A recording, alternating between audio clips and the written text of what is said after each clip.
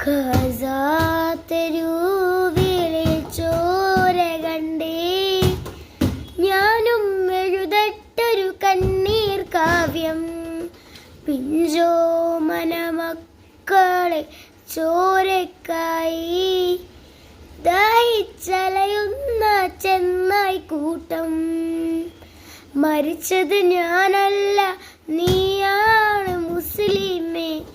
ഫാസിസ തടവറയിൽ അടിമയായി നിൽപ്പോ നീ എന്ന് തീരും ഈ കണ്ണുനീരിൻ മോചനം നേടുകില്ലേ. ഫലസ്തീൻ ചിരി എന്നത് കാണാക്കിനാവല്ല, അറബിപ്പൻ വിളയുന്ന കാലം വരുന്നുണ്ട്. തഖ്വ കൊണ്ട് നേടിടുവേ ഫാസിസം കരയുവെന്നേ.